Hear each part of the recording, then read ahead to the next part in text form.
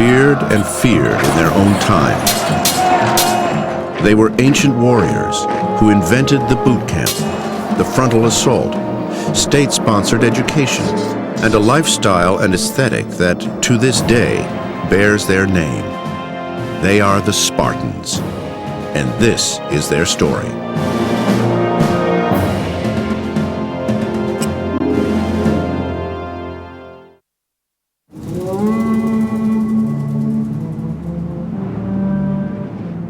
From the 8th to the 5th centuries BC, Sparta was the envy of ancient Greece, a collection of several hundred, often combative, city-states. Most Greeks admired the Spartans and feared them. They did not find it very comforting when a Spartan army, even a small one, arrived anywhere near their territory because of the reputation the Spartans had as soldiers. The mere sight of the Spartan war machine sent many foes running for the hills. When battles were fought, they routinely involved small numbers and lasted only a matter of days. However, early in the 5th century BC, all that changed with a massive invasion from the east. Persia, a vast empire hungry to expand, steamrolled into Greece with a colossal army some 200,000 strong. But the Greeks, led by Sparta, gamely rose to the challenge. In 480 BC, 300 Spartan soldiers made an immortal stand at Thermopylae, inspiring a nation and tipping the balance of war. Then, 1 year later, on the fields of Plataea, the Spartans crushed the Persian infantry in one of the bloodiest days in history. General Pausanias and the legendary Spartan warriors under his command were hailed as heroes. Still, as the few surviving Persian troops limped home, the Greeks could only wonder, when would they fight again? They hadn't destroyed Persian power. They hadn't destroyed the Persian Empire. They hadn't taken away the Persian money, the vast troops that they had. So any sensible Greek would have had to consider the possibility that there would be more trouble from the Persians. The Greeks, who rarely agreed on anything, had created a shaky alliance to take on the Persians, one they managed to preserve under the leadership of Pausanias. But in 477 BC, Pausanias was replaced by an Athenian. Sparta was happy to step down as head of the Greek alliance and return to its role as hegemon, or leader of the Peloponnesian League, a loosely aligned confederation of city-states in southern Greece. The Spartans seemed absolutely bound and determined to retreat from any kind of global role. They just basically seemed to see their only real future as Peloponnesian-based, as going back, running their league, and that's that. Then there were the Messenians. Sparta had conquered Messenia some 200 years earlier and created a class of agricultural serfs called helots. But the helots outnumbered the Spartans by as much as 10 to 1, and rebellion was a way of life. Meanwhile, Sparta and Athens remained on good terms, despite a checkered past. The number one politician in Athens was Cimon, who was friend of the Spartans beyond all belief. The Spartans trusted Cimon, therefore they didn't worry too much about the Athenians. Everything was going pretty well. Cimon had great respect for the Spartans and their unwavering commitment to discipline and obedience. But fellow Athenian aristocrats who ruled the city did not think Sparta could be counted on if the Persians attacked again. The perception emerged that Sparta was a great threat.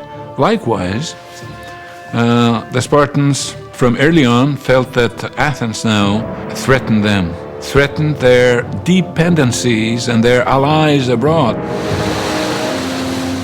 So Athens began building its own formidable alliance, named the Delian League, after the sacred island of Delos, where the League's treasury was kept.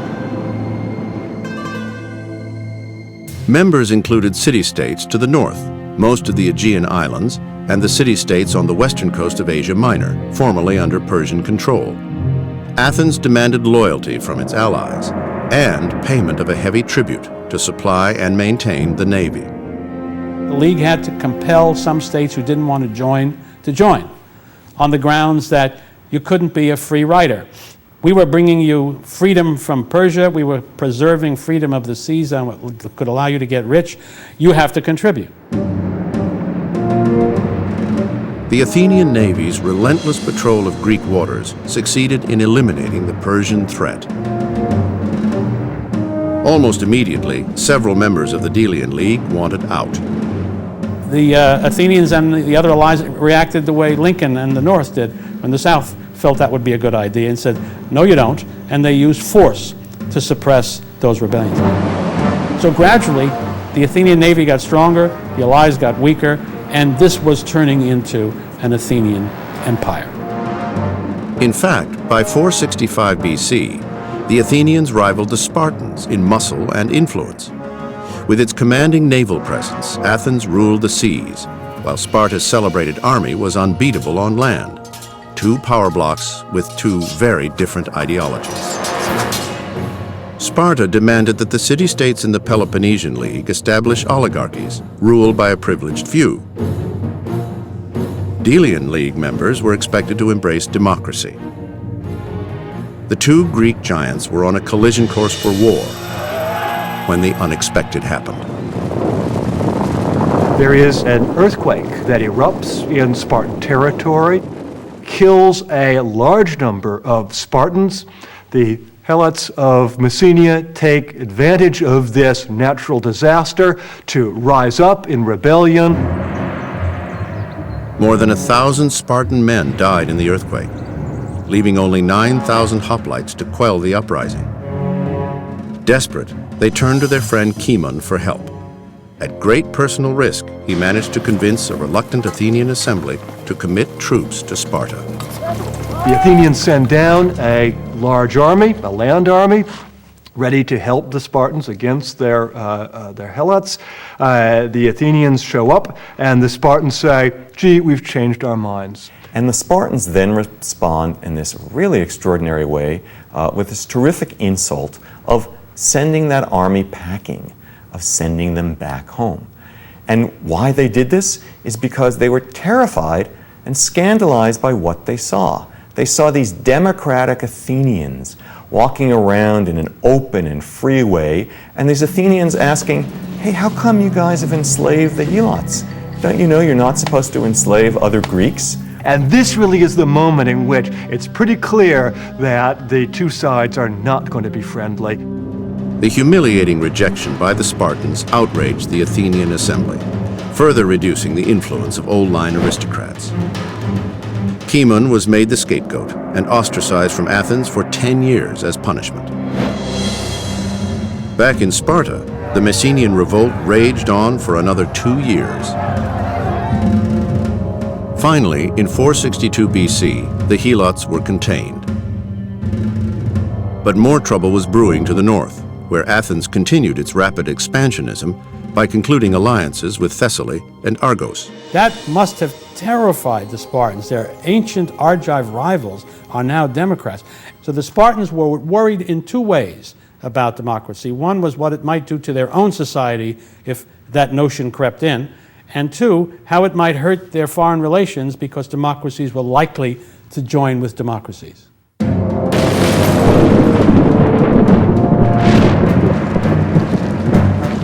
In 459 BC, Athens and Sparta finally came to blows. However, the so-called First Peloponnesian War quickly turned into nothing more than a series of raids and counter-raids on opposing allies. Sometimes it's a hot war, and there are actually military battles that are fought. Sometimes it's a cold war, and there's simply skirmishes on both sides. It's never fought totally. Meanwhile, leadership shifted from Cimon to a wealthy Athenian named Pericles. Pericles was born into politics, and he would be a dominant force in Athens for the next 30 years. One of Pericles' pivotal gambits was to take over the Delian League's treasury, which had been originally under the control of the allies. In the middle of the 5th century, the Athenians moved this treasury from Delos back to Athens. And that was the crucial moment, I think, that when we saw that the Athenians were really taking charge. Suddenly, flush with wealth, Pericles embarked on a public building program, the scale, cost, and magnificence of which had never before been seen. And so began the great flowering of Athenian culture, known as the Golden Age.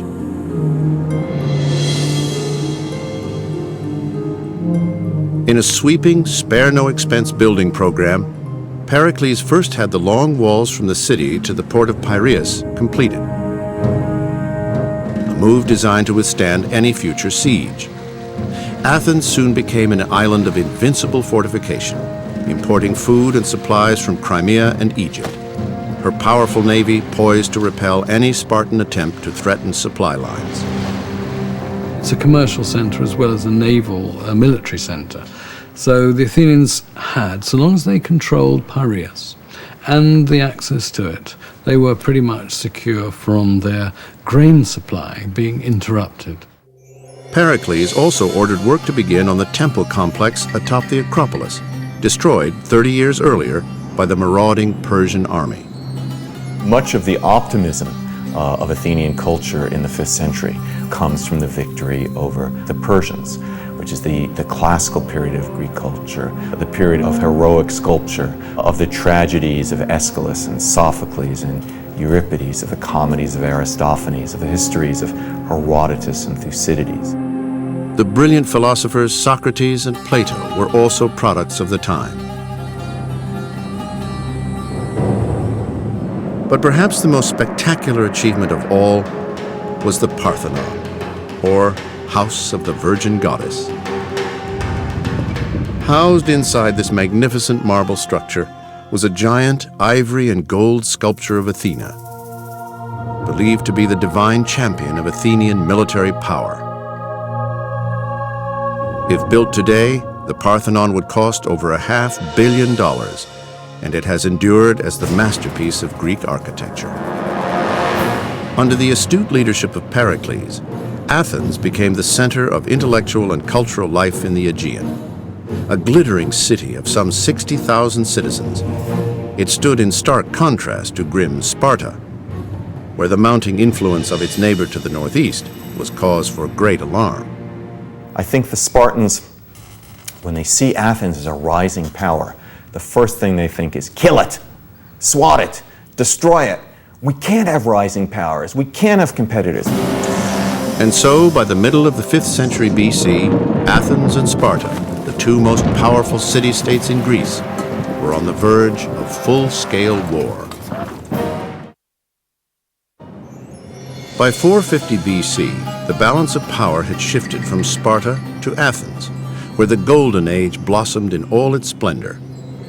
In Sparta, however, this display of extravagance was greeted with fear and suspicion. More and more, the Spartans were feeling threatened by Athens' growing power.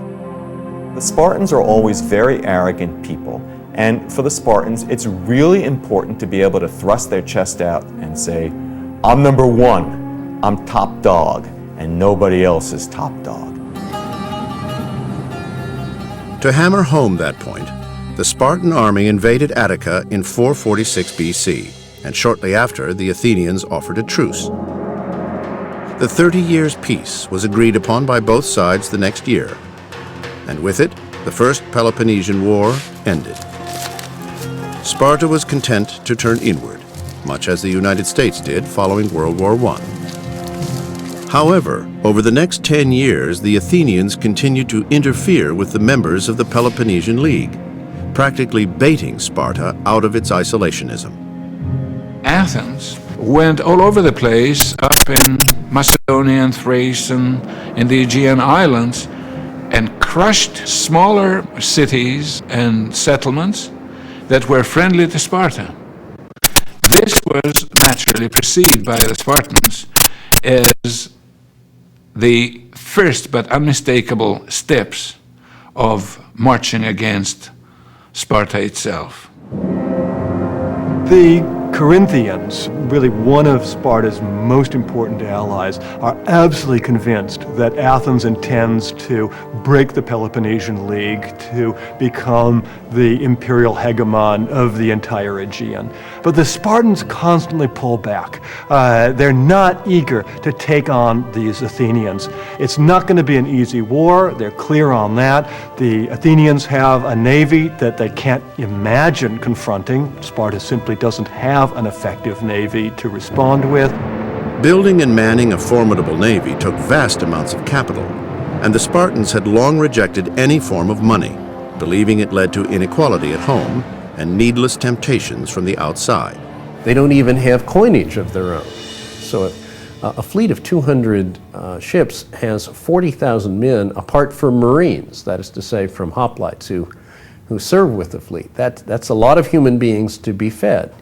The Athenians have a system for raising that money in order to support the fleet. The Spartans have nothing of the sort. And so Sparta remained defiant, refusing to be dragged into war. But the Spartans were forced to listen when the members of the Peloponnesian League called an emergency meeting in 432 BC. Many cities denounced Athens to the allies assembled at Sparta. By doing nothing, they said, the Spartans were encouraging the Athenians to commit further acts of aggression. Therefore, discontent, distrust arose along with the sentiment that this could be settled only by war and not through peaceful negotiations. Sparta's stated aim in ending the 30 Years' peace was to liberate Greece by restoring autonomy to Greek states subject to Athens. The Spartan strategy was simple: march on Attica and engage the Athenians in a land battle. And so they mobilized probably the biggest single army that the Peloponnesian League has ever fielded. It may have been 50 to 60,000 men. And in late spring of 431, they march northward through the isthmus up to the Megarian plain, and they go into the plain of Attica. This was the infamous Spartan war machine that enemies so feared, and Pericles was determined to avoid a head-to-head battle. Instead, he came up with a two-pronged strategy: offense by sea, defense by land.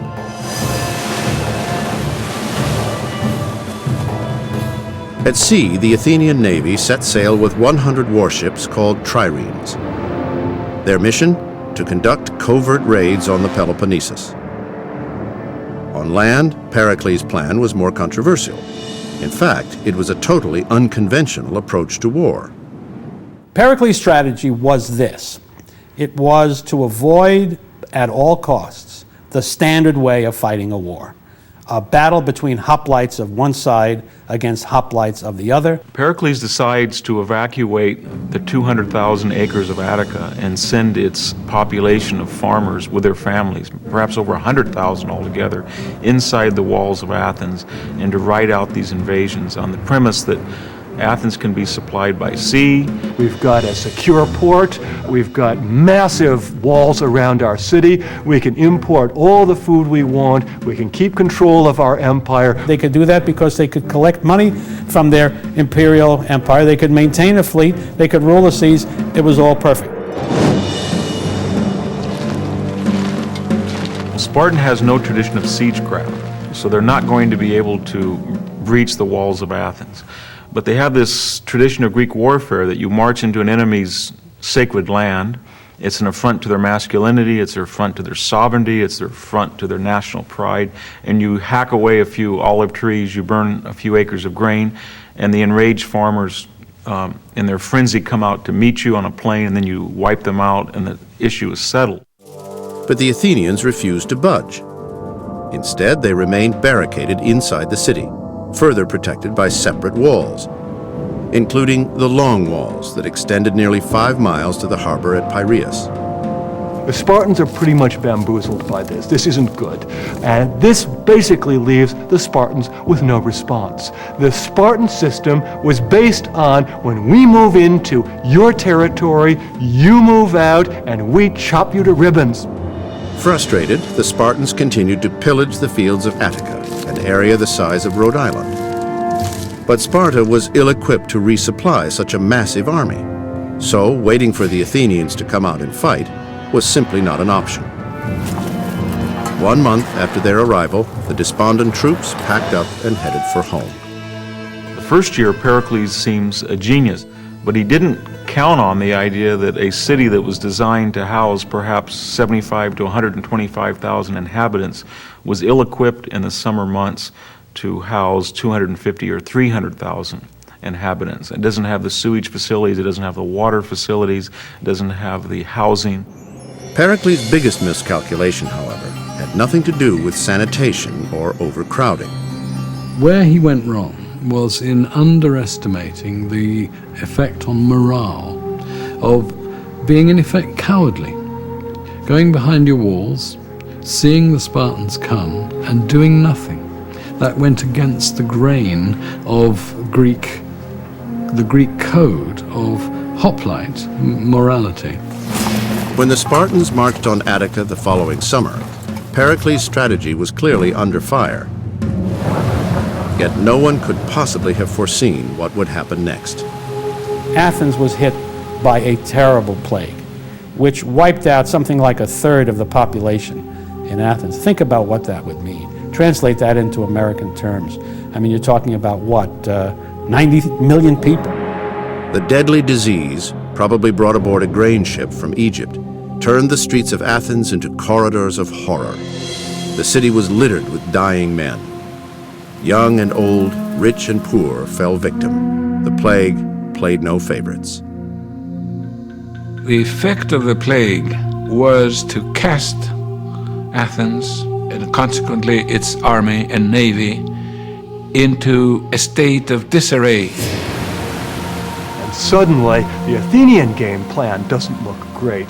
It also kills Athens' leader, Pericles, and suddenly the man with the plan is no longer around to pursue it. The death of Pericles left Athens prey to hostile factions and reckless leaders. But what also died was even more profound: his extraordinary vision.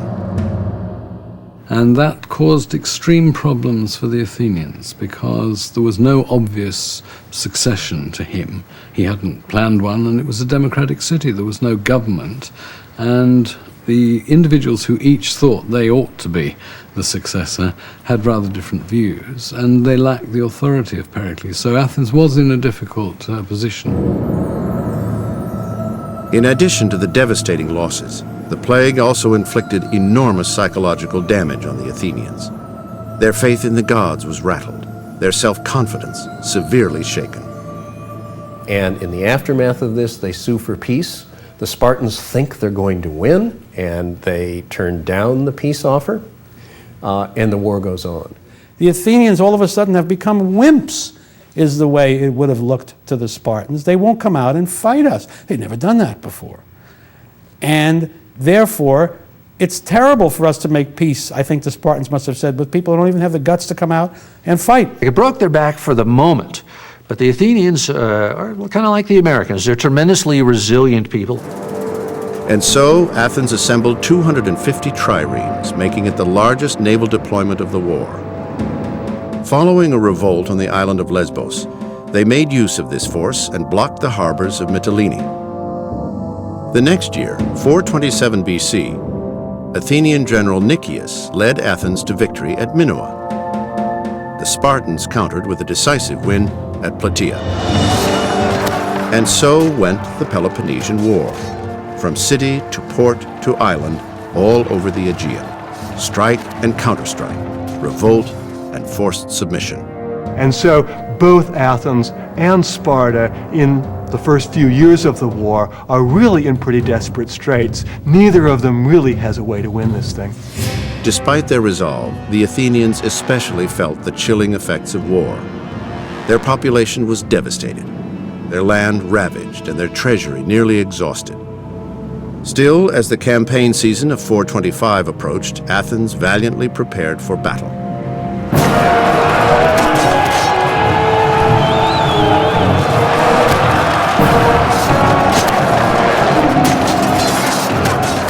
That summer at Pylos, on the western shores of Greece, the Athenians forced the unprecedented surrender of 120 Spartan equals. Shattered forever was the carefully cultivated myth. that neither force nor famine could make the Spartans give up their arms. The Spartans were so upset at this loss of Spartan manpower, and also, by the way, nobody could believe that Spartans ever surrendered. It was inconceivable. It never happened before, so that they just wanted to wipe this whole thing out, but they also didn't want these men to be killed. It was these hostages that finally compelled the Spartans to make peace. But on what terms?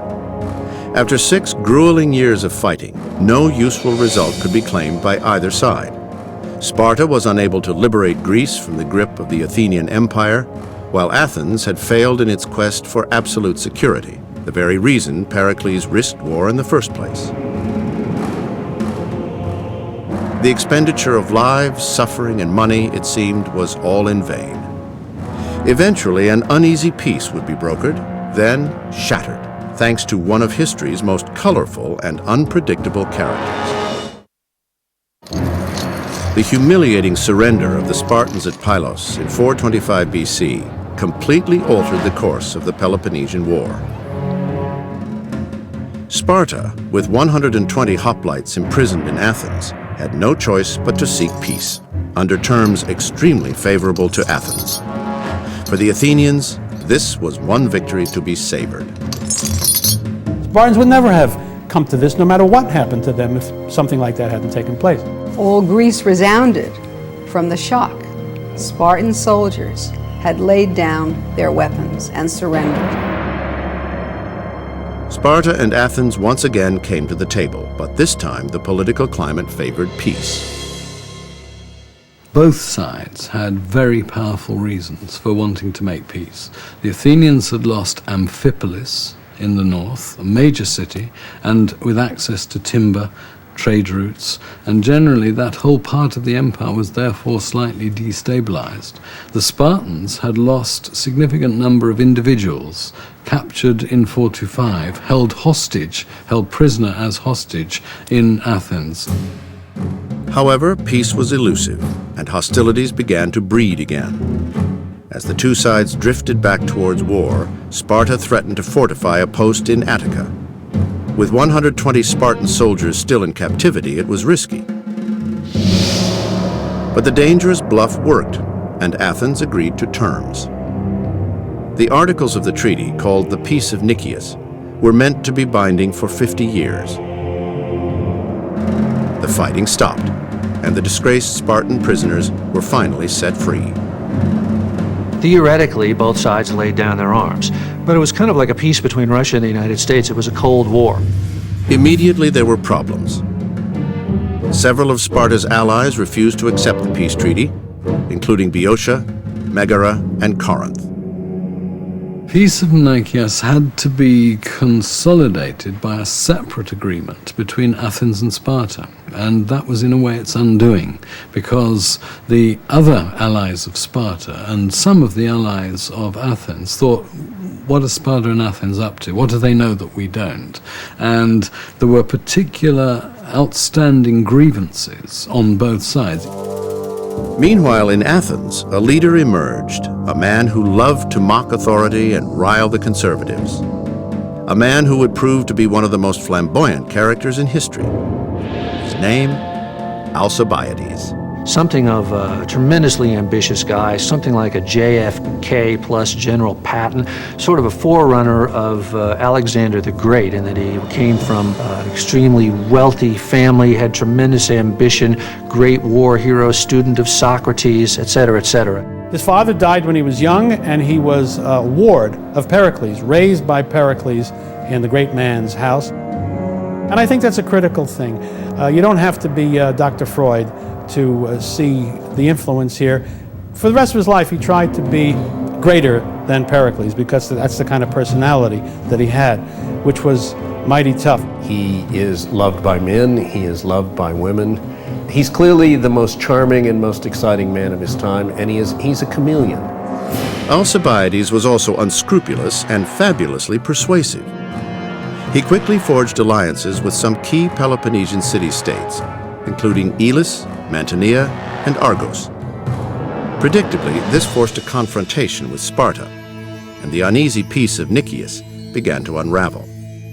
Meanwhile, the Argives are putting together an independent league of democracies in the Peloponnesus who want to fight Sparta, and Athens joins them, and there's this enormously important day in the history of the Greek world, in the history of democracy that nobody knows about. It is the day of the Battle of Mantinea, which takes place in the year 418. Located right in Sparta's backyard, Mantinea was a battle that had to be won. But the Spartans quickly found themselves outflanked by the enemy. Facing certain defeat, the Spartans broke from their patented phalanx, defying their commanding king's orders. It was a gutsy move that ran counter to everything they had been taught since childhood.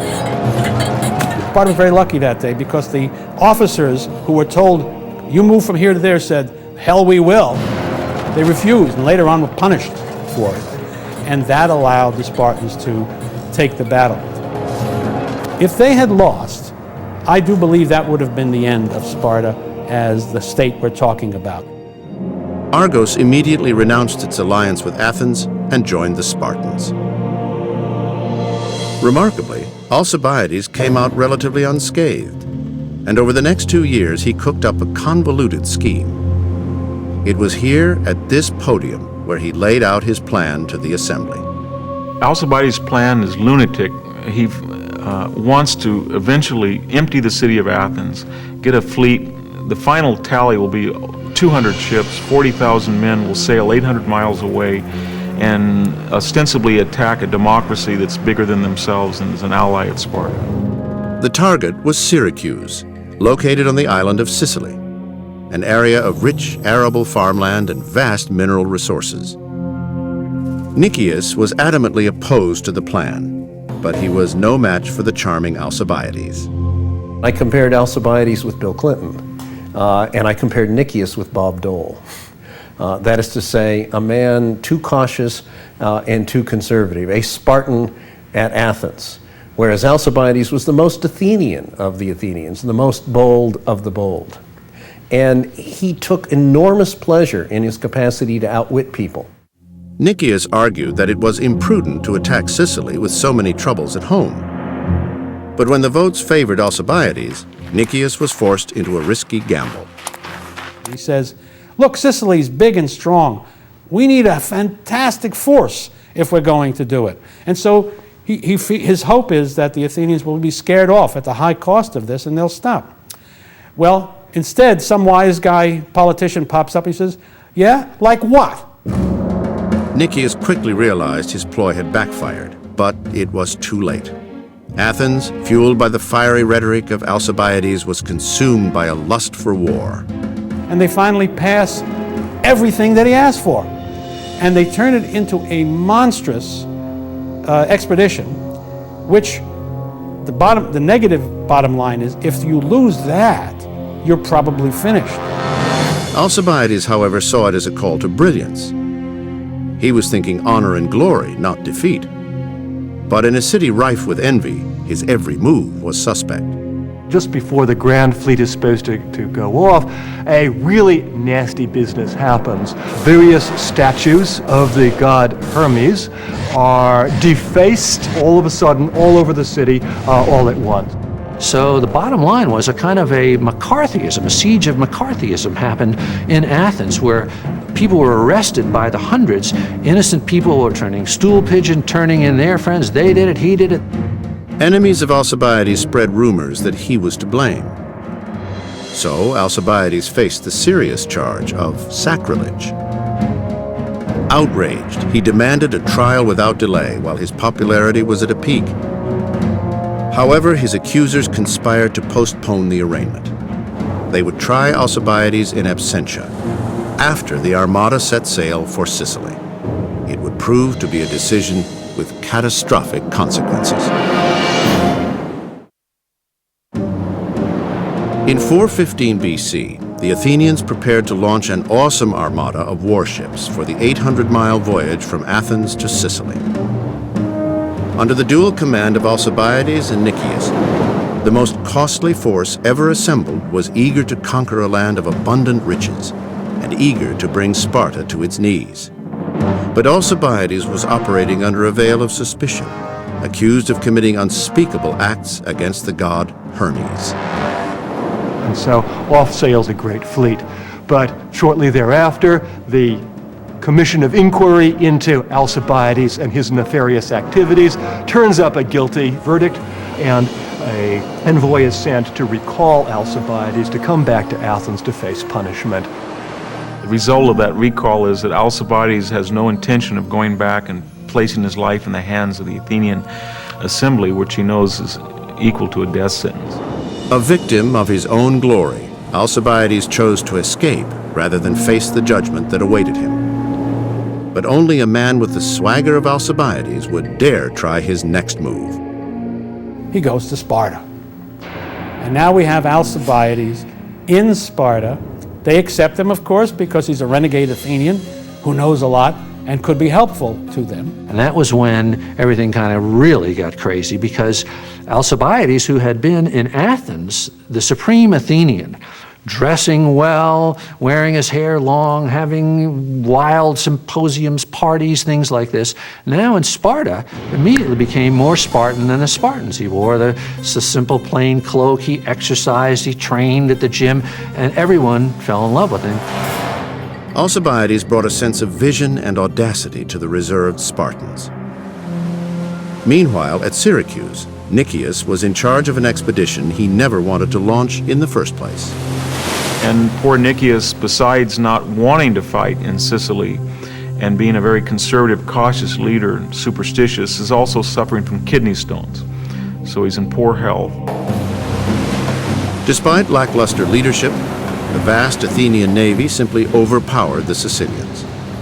On the ground, Athenian wall builders tried to systematically cut off enemy supply lines.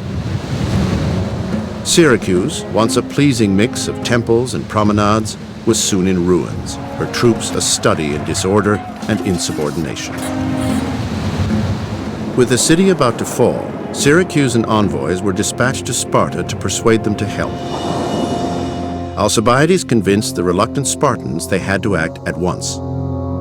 The Athenians, he revealed, would not rest until they ruled the West, including the Peloponnesus. The Spartans send one man, a man named Gylippus, to put steel into the hearts of the Syracusans.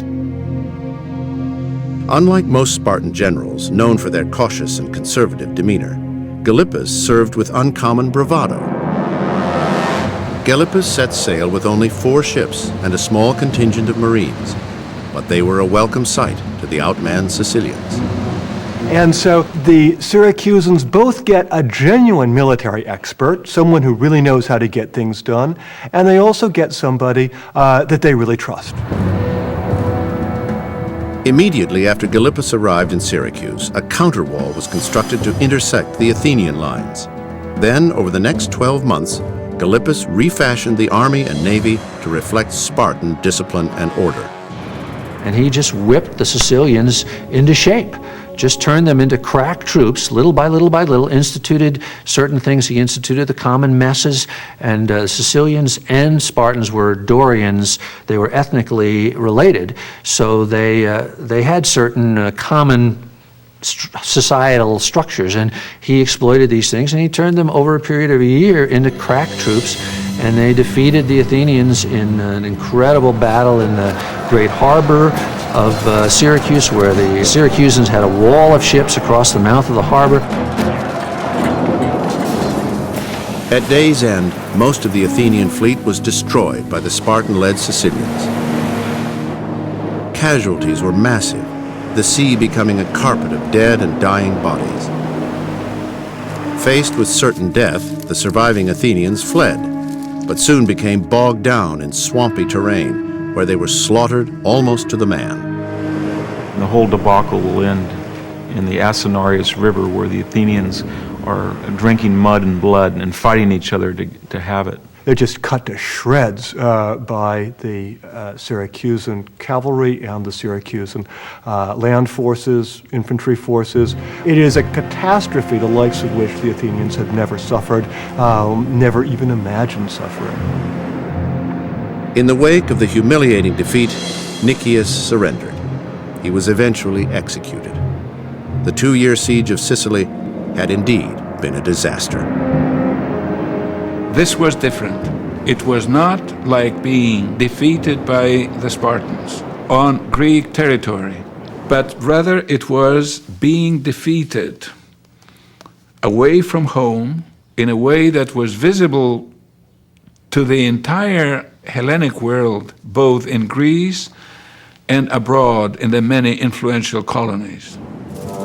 However, things were very different in Sparta. Gylippus returned home to a hero's welcome, while Alcibiades tightened the noose on his former city-state. He advised Spartan commanders to establish a permanent encampment at Decelea, within sight of the walls of Athens. In 413 BC, a garrison was installed, enabling Spartan troops to conduct their scorched earth policy year-round. Athens was forced to rely mostly on imported food, but with a much reduced navy to keep its port open and free. Everybody in the Greek world thought it was over. And there's a general uprising in the Athenian Empire as many, many states rebel. Alcibiades, ever the opportunist, moved in for the kill. First, he encouraged the Persian governor, Tissaphernes, to fund Sparta's war effort. Then Alcibiades snatched several territories from under the control of Athens. But all the while, he was up to his old tricks, consorting with none other than the Spartan king's wife, Timea. Alcibiades is a man who could simply never let well enough alone. He engaged in intrigues in Sparta, which won him some real enemies. Those enemies sent word to the king of Sparta, in command at the garrison at Decelea, that the king's wife was due to have a baby. When King Agis counted up the months since he'd last seen his wife, the numbers just didn't work. The enemies of Alcibiades immediately point the finger and say, and you know who the real father is. I would imagine King Agis wasn't too happy about this, and Alcibiades had to kind of hot-foot it out of there, one jump ahead of the hangman. And so now, having turned his coat and gone to Sparta, he now does it again, but he can't go to Athens. He's an outlaw in Athens with a price on his head. Any Spartan who gets hold of him is going to kill him. Only one place to go, Persia. And so the chameleon known as Alcibiades, condemned to death in both Athens and Sparta, changed colors again. What sort of a character can go from one defecting from his own people to their archenemy, then defect to another enemy? What kind of a person can do that? Fate, it seems, wasn't done with Alcibiades, and neither were the Spartans. The audacious general had another trick up his sleeve, a bold maneuver even by his standards. But would it work? For more than 300 years, just the sight of a wall of scarlet cloaks and bronze shields was enough to force Sparta's adversaries to simply give up and run away. What was at the heart of this great society that allows it to prevail even when vastly outnumbered? To attempt to get a glimpse into the mind of the Spartan warrior, one can turn to some of the last vestiges of Spartan society, their poetry. The significance of Tyrtaeus' poetry to the Spartans was great because he was a powerful poet. He raised the morale of the Spartans through his poetry. He became, in a way, the voice of Sparta. It is shocking when an old man lies on the front line, an old warrior whose head is white and beard gray, exhaling his strong soul into the dust. An abominable vision, foul to see. But in a young man, all is beautiful when he still possesses the shining flower of lovely youth. Alive, he is adored by men, desired by women, and finest to look upon when he falls dead in the forward clash. Let each man spread his legs, rooting them in the ground, bite his teeth into his lips, and hold. This was the Spartan mindset that allowed a small, vastly outnumbered Greek city-state to enslave 250,000 people, strong-arm hostile neighbors into forming powerful alliances, and defeat the million-man Persian army. Now, near the end of the 5th century BC, Sparta was embroiled in the Peloponnesian War, fighting for control of its most powerful neighbor, the Athenian Empire. And for the first time in their history, Sparta was on the ropes. Earlier battles had created heroes and created heroic values, but the Peloponnesian War destroyed heroes and destroyed these values. Cities were besieged, hostages were slaughtered, innocent people were butchered. It was the first modern war where the old niceties were ignored. In order for Sparta to prevail in this new kind of war, they needed a larger, more powerful navy. In order to get that navy, Sparta needed something that it had never had before: money. For funding, the fledgling Spartan fleet turned to the only power that despised Athens more than Sparta did: Persia. Persia considers an alliance, but is dissuaded by its newest tactical advisor. He is none other than Alcibiades, the same man who had been Sparta's staunchest supporter for the previous 2 years. He's always pushing the envelope. He is always doing that which is forbidden. And he's the kind of man who likes to sort of do a little dance around his own capacity to get away with what other human beings can't get away with. With the ear of Tissaphernes, the Persian governor of Asia Minor, Alcibiades, the legendary Athenian turned Spartan, was now on his third side of a two-sided war. Alcibiades has persuaded Tissaphernes that really what he should do is wear out both the Spartans and the Greeks by not giving the Spartans sufficient support. Let you and him fight, was the policy. A very clever policy for Persia. However, the Spartans were able to collect funds from various interested governments and individuals in order to build their new navy. Meanwhile, Alcibiades continued to display some loyalty to Athens, and as a result was no longer trusted by Tissaphernes. Fearing arrest, Alcibiades left Persia, but only to rekindle his influence in Greece. Alcibiades is staggeringly talented. He is a man who has got a brilliant education. He is charismatic. He's spectacularly wealthy.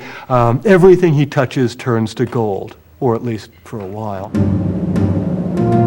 Alcibiades turned his charismatic touch once again to Athens, the same country from which he had been expelled 4 years before. In 411 BC, a handful of still loyal supporters appointed him once again as Athens' supreme military commander. Aristophanes in the Frogs has a line that I translate this way about Alcibiades: they love him, they hate him, they cannot do without him. And in the beginning of his now second time in power, Alcibiades seemed to be leading Athens to victory. Although Sparta now had a superior fleet, Athens tenaciously held on to its empire. They just beat the Spartans time after time after time. In fact, the Spartans didn't win a battle until Notium in 407 BC, when Sparta, under the leadership of Admiral Lysander, destroyed a great number of Athenian ships. But the real significance of the Battle of Notium is that it destroyed something more precious: Alcibiades' alliance with Athens. Alcibiades is in command of the fleet at Notium, and for reasons that we simply don't know. He leaves the fleet in the hands not of another elected general, but of his own personal ship's steersman. That steersman gets tricked into giving battle to Lysander against Alcibiades' specific orders.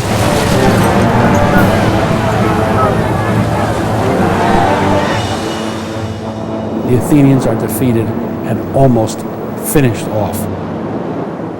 So after that, Alcibiades can never come back to Athens again. In 405 BC, Sparta was poised to decimate what remained of the once great Athenian navy. Lysander planned a final assault on the Athenian forces at Aigos Potamoi. In exile, Alcibiades learned of Lysander's plan and went to the front lines to warn his former Athenian friends. When he was deposed, the Athenians went into the toilet, and then finally at the last gasp, he came back with the advice that would have saved them, which they ignored. They refused to listen to him. We don't, after all, Alcibiades, you're not a terribly trustworthy character, which he was not. He was right in this case, however. The Athenians lose. Alcibiades' luck had finally run out. The Athenian loss sent him into hiding, and in the process he was robbed of most of his money. Alcibiades goes on to die rather ignominiously, probably as part of another love affair gone wrong, and is killed by irritable relatives of the girl. He took enormous pleasure in his capacity to outwit people. And he outwitted himself in the end. But along the way, the path that he followed is simply extraordinary. I mean, there really is no other figure in Greek history who is quite as colorful and as interesting. And of course, in the end, it's fatal to him.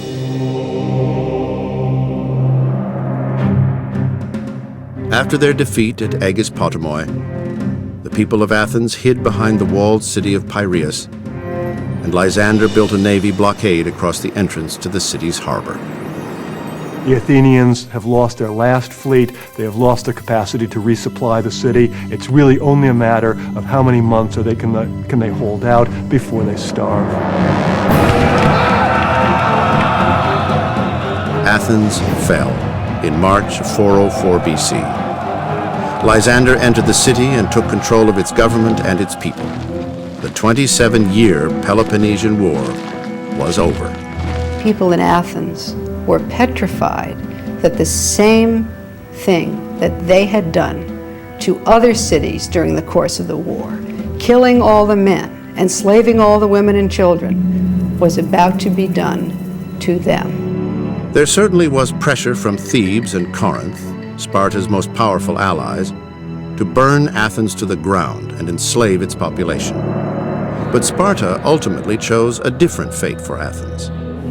What was most significant about the way the Peloponnesian War ended is not that the Spartans, rather than the Athenians, won. It's that the Spartans chose not to destroy Athens. There were certainly people in Sparta who wanted to, and there were many Athenians who expected that this would happen. Sparing Athens, however, was not done out of mercy, but out of political necessity. The allies of Sparta really wanted the Athenians dead. But Lysander and the Spartans realized that by destroying Athens, they would create a power vacuum that would be filled by Thebes, with which the Spartans were already having trouble. For Sparta, the question would be, if we don't destroy Athens, what will we do with it? The beginning of a new era in foreign policy will actually be the beginning of the end for Sparta. It was 404 BC. The 27-year-long Peloponnesian War was over, and so was the golden age of Athens. The results of the Peloponnesian War is that an entire generation has learned nothing other than war. There's a whole generation who have not been able to invest their creative talent in architecture, literature, town planning. And so we see the great buildings on the Acropolis that are not finished. We see the gradual demise of great tragedy, and the great historians will be gone. The Athenians also saw that Sparta was in control of their once great empire. They take away the navy. They insist on breaking down places in the wall so that they're not defensible. There's no empire, there's no money, there's no fleet. They must become members of the Spartan alliance. They swear to have the same friends and enemies as the Spartans and follow them where they lead. A new government was installed in Athens to essentially remake the democratic city-state into a mini Sparta. Sparta made it its business to replace democracy everywhere it could with oligarchy.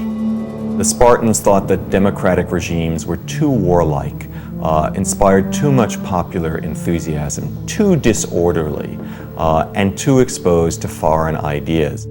The terms of the peace that Sparta imposed upon Athens were that they should establish an oligarchic government, overseen by 30 pro-Spartan Athenians, and it came to be known as the 30 Tyrants. The takeover of Athens was Sparta's first attempt at nation building, and it was a dismal failure. Under the direction of Lysander, who was a far better admiral than diplomat, the so-called 30 Tyrants began a terror campaign against anti-Spartan forces inside Athens. And they do terrible things. I mean, this is the worst internal civil war that Athens ever has. They kill something like 1,500 Athenians. It's an amazing number when you realize that the number of Athenian male adult members of the citizen class at that time might be around 25,000 people. It was so bloodthirsty that the Athenian democratic exiles who marched back into Athens to retake their city had the support of the king of Sparta. King Pausanias, who is now one of the kings in Sparta, is a traditionalist, very opposed to Lysander, very opposed to everything that's going on. And it's not too much to say that there is a conflict between kings. Within several months, the victory over Athens had irrevocably divided Sparta, forced the rest of the Greek world to pick sides, and led to the mass murder of everyone in the middle. The Peloponnesian War has taught people that you either have to look toward oligarchs or democrats for your safety, but men of moderation and men who try to bridge those political and economic differences wind up dead.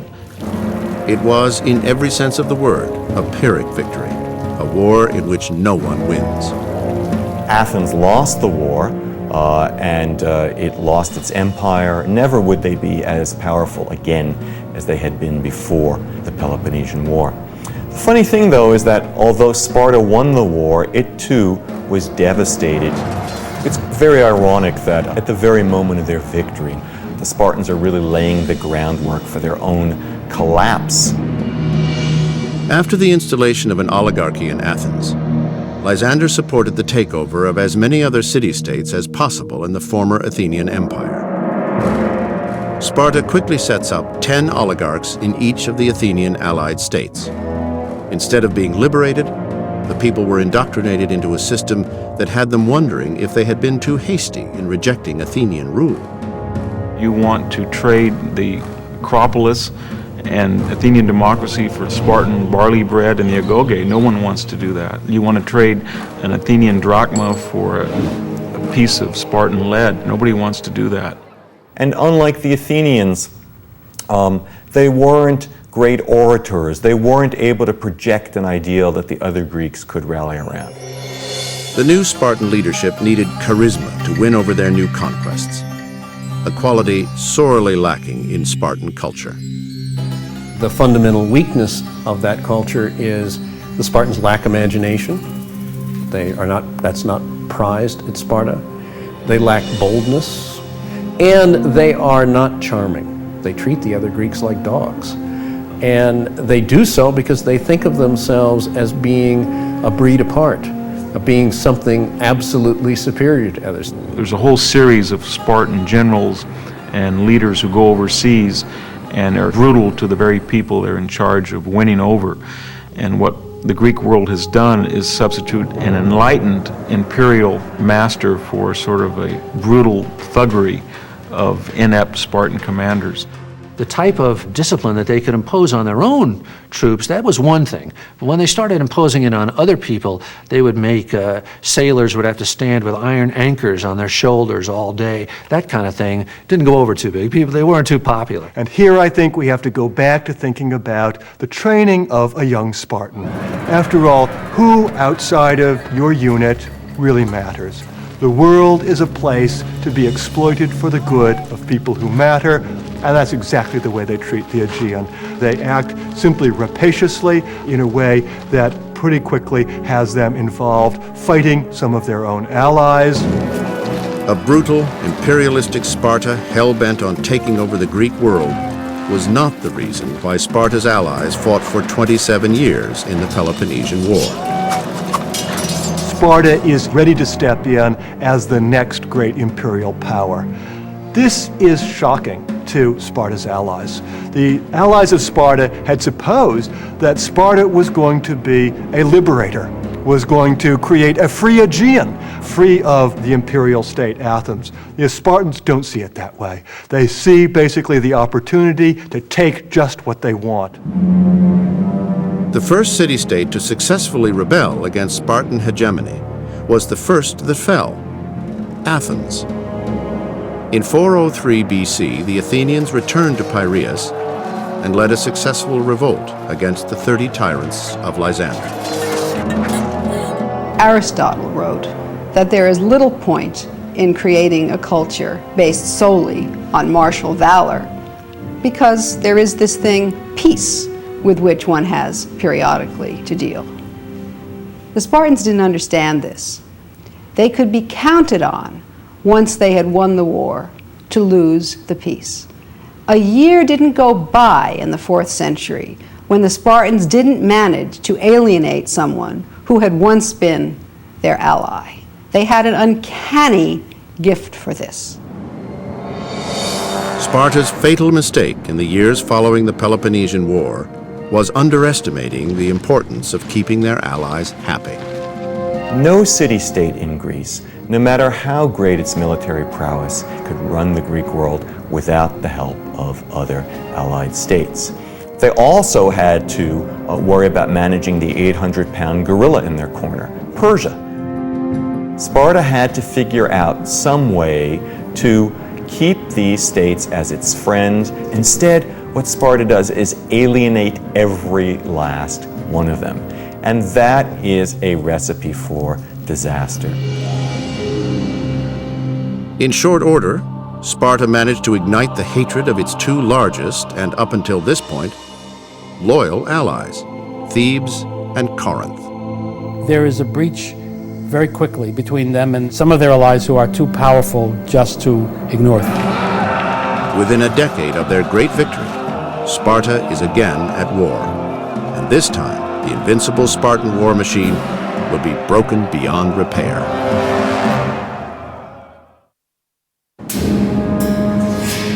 Around 398 BC, the winds of change blasted into the Spartan capital. King Agis, who had supported and defended the new imperialistic vision of Sparta, died. His brother, Agesilaus, took over the Spartan throne. King Agesilaus, who is an out-and-out imperialist who wants to dominate Greece proper, who wants to impose governments made up of his friends wherever he can, so alienates the Greeks, and most powerfully the Thebans, as practically to awaken a new Thebes in its hatred for Sparta. Thebes had been a long-standing and steadfast Spartan ally. Located in the region known as Boeotia, Thebes was a geographically strategic ally during the Peloponnesian War, and Sparta used Thebes to conquer Athens. But unbeknownst to Sparta, Thebes used the war to become steadily stronger and wealthier. Any wealth that is found in the countryside is carted off by the Thebans. Furthermore, in the course of the war, the Thebans begin to feel their oats as a military power, and they are able to unite Boeotia. The Thebans also used the waning days of the war to create a new, stronger kind of government. While all the Peloponnesian War has been going on, there's been a miraculous revolution in Thebes, where a very conservative rural yeomanry has suddenly created a democratic society which has involved all of their population.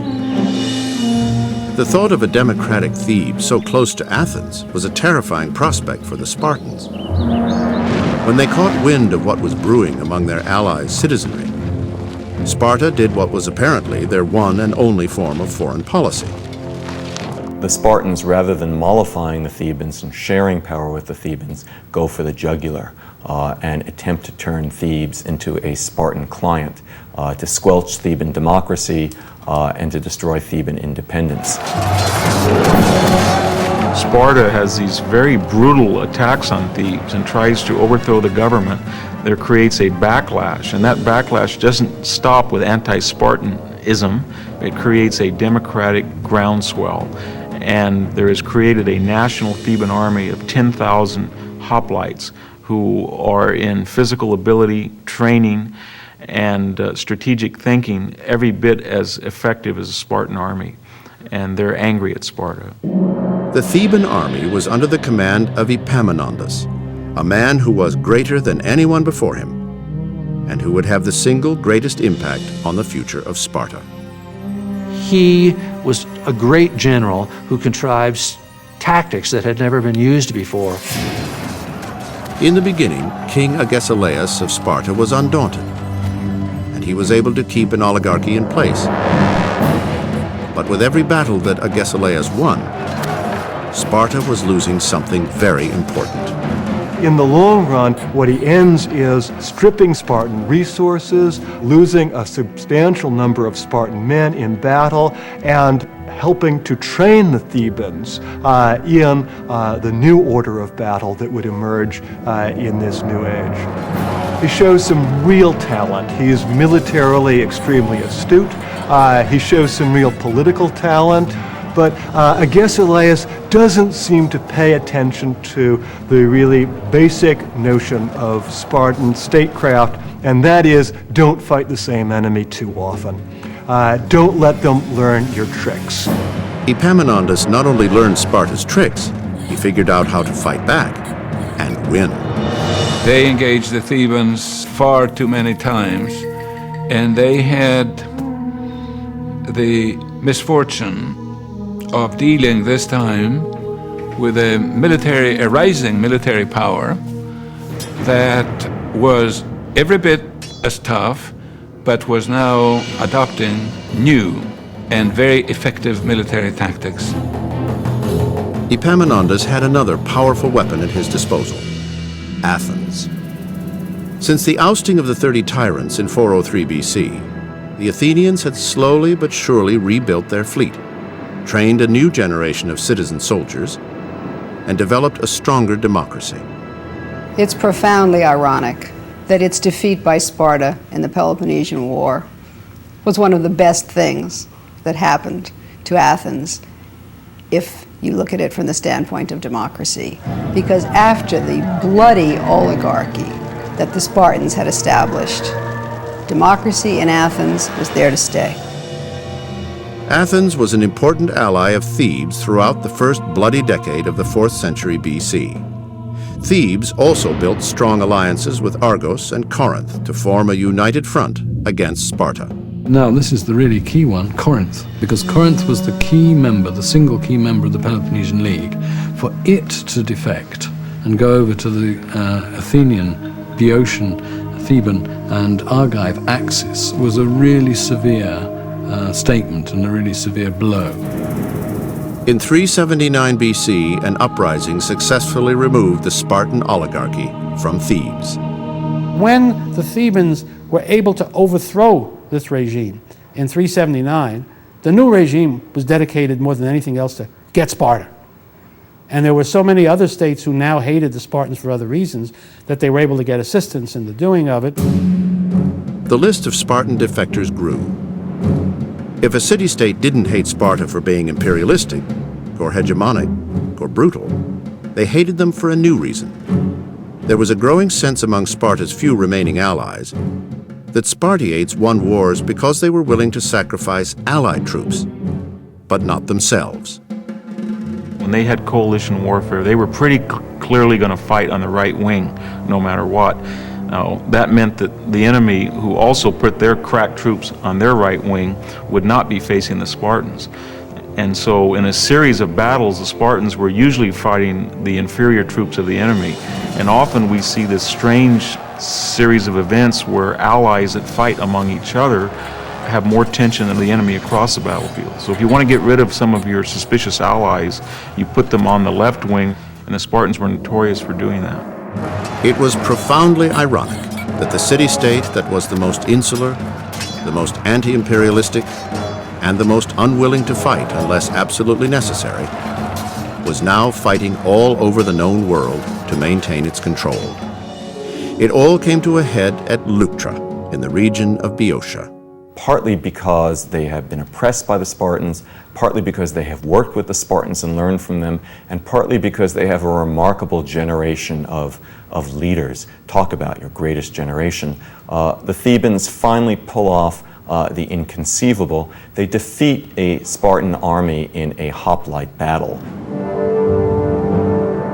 In 371 BC, the Spartans returned to a newly democratic Thebes for one more attempt at a takeover. They were met on a plain near Leuctra by Epaminondas, his elite 300 warriors of the Sacred Band, and a massive allied troop force. Thebes also had radically new tactics that would challenge the Spartan phalanx. First thing that Epaminondas did was he put his best troops on the left, and that had a number of ramifications. It meant that the battle would be a head-to-head among the elite contingents. Epaminondas would not be killing Peloponnesian allies, he would be killing Spartans. He would be telling his own allies, you're not going to have to face the Spartans, we're going to face the Spartans. The Spartan army was not only defeated, it was destroyed. More than 70% of its troops that fought in the battle were dead. Two main reasons why Sparta loses the key battle of Leuctra. One is its inflexibility, the fact that it's unwilling to or unable to respond to innovations, for example, deepening the line, new special forces, new equipment, and so on. But the other is simply numbers. The Spartans don't have enough men anymore. They simply don't have the 9,000 men that they had been able to fight with in the Persian Wars. They don't have the 5,000 men that they fought with in the Peloponnesian Wars. They're down to a handful of full Spartans. The ones that are left fight well, there are just not enough of them. Epaminondas simply bowled the Spartans over. They killed 700 of them, which they could ill afford to lose, and they discredited the entire idea of Spartan military invincibility. And then most importantly, Epaminondas did not see that as the end of things, but as the beginning. After its defeat at Leuctra, a battered and demoralized Spartan army retreated to its homeland to regroup. It's a devastating defeat for the Spartans, but it needn't have been a death blow, and it wouldn't have been a death blow if the Spartan system had the reserves, if it had the flexibility, the resources to respond to defeat. It's an indictment of the Spartans that this is precisely what they don't have. Sparta's greatest asset, their social and political structure, was now their greatest liability. What had been once the source of their power and stability was now the source of their weakness and inertia. In 362 BC, the Spartans were defeated again by the Thebans at the Second Battle of Mantinea. The Spartans were so wrapped up in their old-fashioned ways that they failed to learn from experience again and again, the most astonishing instance of which is their failure to win at Mantinea when they were confronted with exactly the same tactics that had defeated them at Leuctra. You stick your neck out. If somebody hits you, you don't do it again. You do something else. You learn from it. But Sparta did not go for innovations. It was in its character to be conservative and to retain what was there. Not only had Sparta lost its edge in traditional hoplite battle, it was incapable of the kind of flexibility needed to meet the challenge of new forms of battle. Warfare has evolved into naval warfare, to siege warfare, and all those require different skills than just valor or strength. They require knowledge, they require science. Once a city-state says we're going to poison your water, or we're going to fight you at night, or we're going to use slingers or archers or javelin throwers, then the Spartan system starts to collapse. Warfare evolved, but Sparta did not. They continued the brutal practice of exposing unwanted infants and forcing young males to the trials of the agoge. perhaps they're being too rigorous in weeding out genetically inferior persons. By 370, we're down to as few as 1,000 adult males. Ironically, the Spartan ideal of valor contributed to the decline. Developing a system where cowardice was a sin had left the best fighters not in Spartan regiments, but in Spartan graveyards. Definition of cowardice would not necessarily be the one that we would use. It would not necessarily mean running away. Sometimes it meant surviving in a battle where everybody else was killed. The assumption was if you were any good, you would have been killed too. The population decline was also the result of a Spartan birth rate that had been rapidly falling for at least a half-century. Surely those nocturnal escape visits visited by punishment if one were discovered couldn't have been all that frequent, must have discouraged the opportunities for producing children, and must have contributed to the infamous decline of Spartan population over time.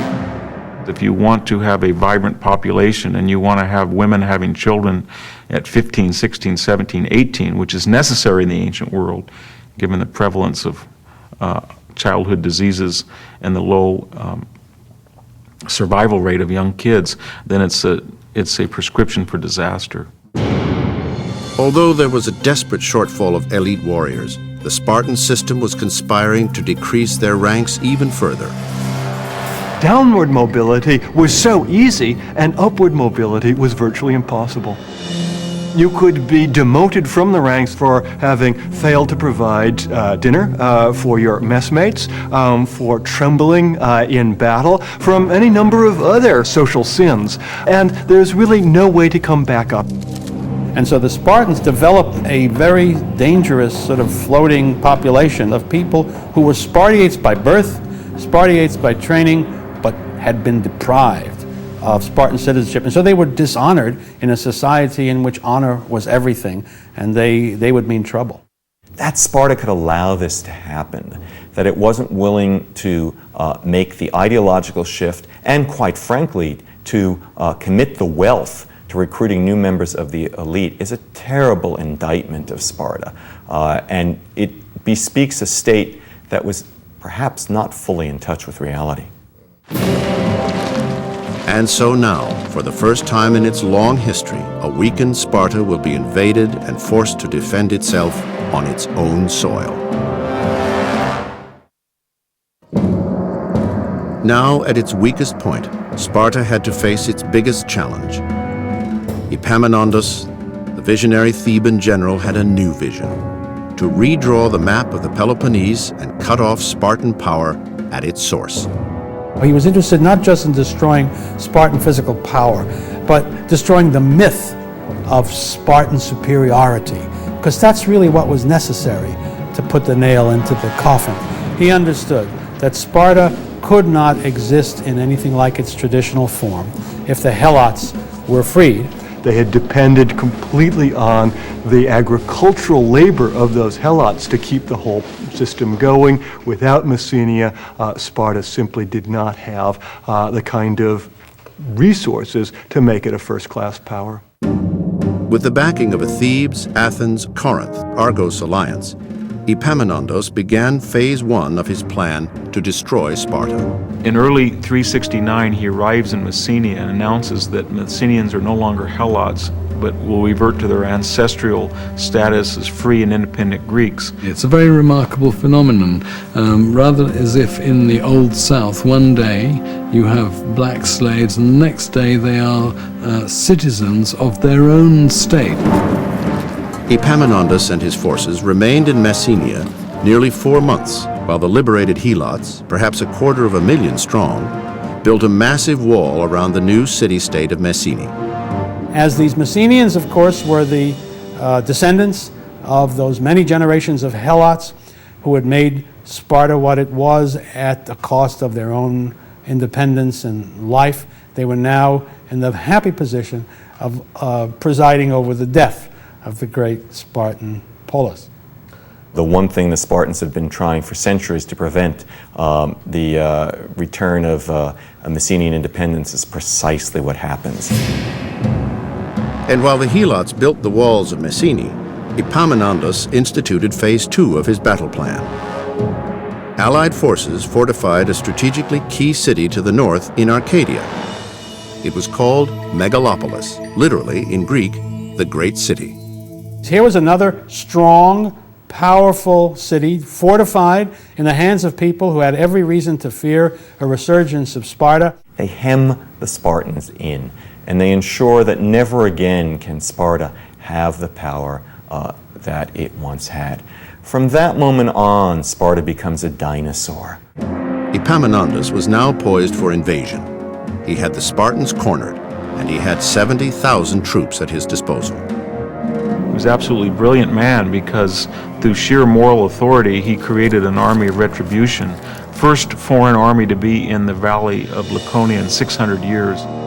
The famous saying that in the 600 years no Spartan woman had ever seen the smoke of the enemy's fire, that ended.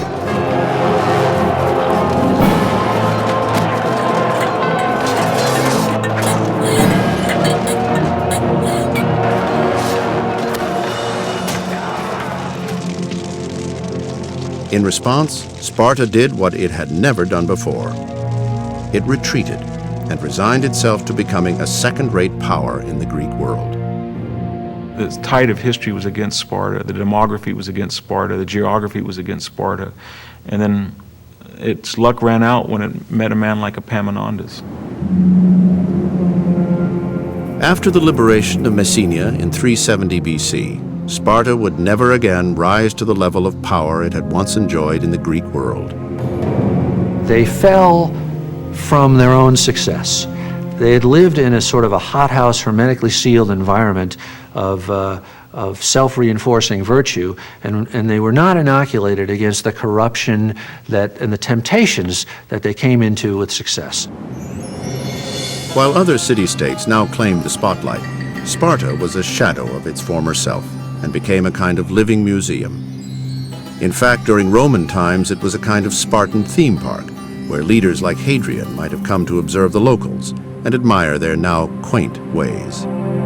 The great historian Thucydides said that when future generations would look upon Athens, they would think that Athens was 10 times greater than it actually was, and that Sparta was 10 times smaller than it actually was. The Spartans had very little to parade before the world or to bequeath to posterity, because their houses were simple, their temples were simple. Once the power of Sparta dwindled, there would be very little left for people to look at. Whereas in Athens, it did not simply survive, it is there for the entire world to admire. But the Spartans did leave behind their legacy. And even before the smoke had cleared, Athenian thinkers resurrected the nobler aspects of Spartan society in their own city-states. They pioneer constitutional government and checks and balances. They set a precedent that the other Greeks follow. Many Greek cities had very nasty civil wars. Spartans not. What was the secret? The ancients couldn't decide amongst themselves, as indeed we can't. Was it a democracy? Was it an oligarchy? Was it a bit of each? But something about it enabled it to persist over a very long period of time, and therefore to inspire a tradition of political theory which was very concerned with stability. They were really thought of as a kind of an ideal of Greek civilization, of virtue, so that Socrates, Xenophon, Plato, the Republic was sort of based to a large extent on the actual polity of the Spartans. They were thought of as the way it should be.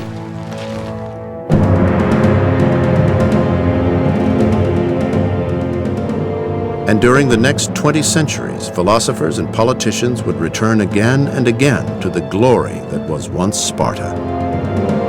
Sparta was idealized during the Italian Renaissance, and its oligarchic government, because of its alleged stability, was frequently put forward as a model for Venice. During the 18th century, in France in particular, people were positively in love with Sparta. Rousseau proclaimed that it was a republic of demigods, not men. During the French Revolution, many people wanted to die nobly, like Spartans.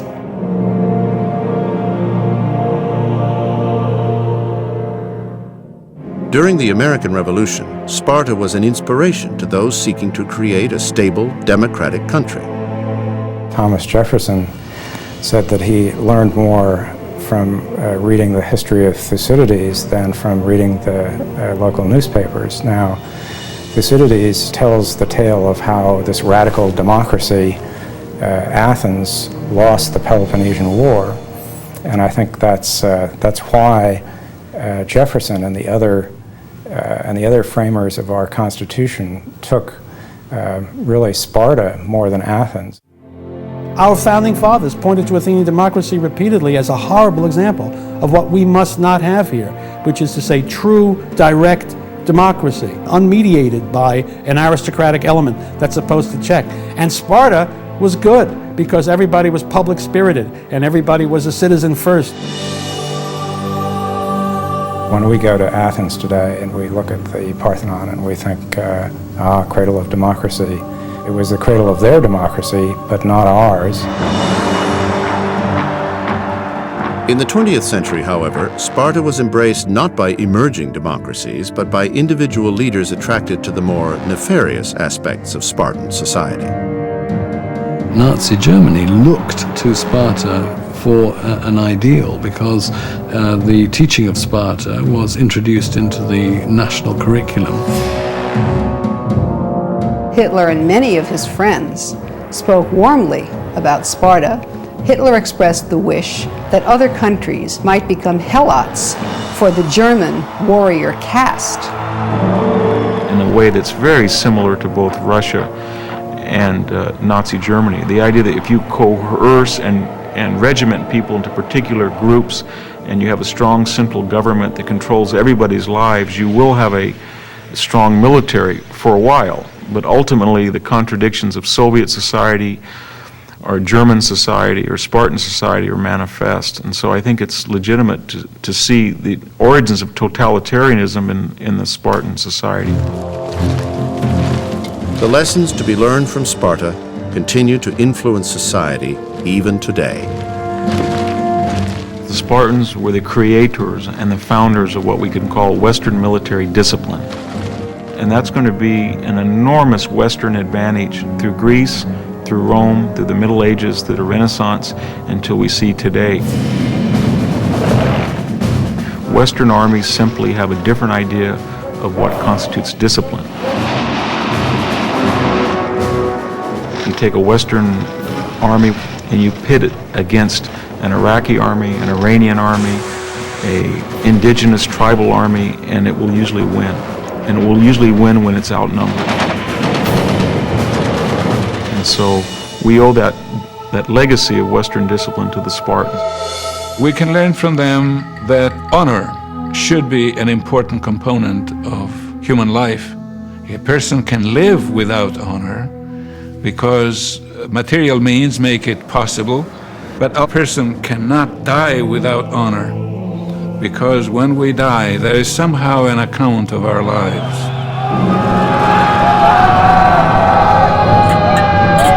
But Sparta's greatness is tempered by the fact that many people paid a terrible price for Sparta's achievements.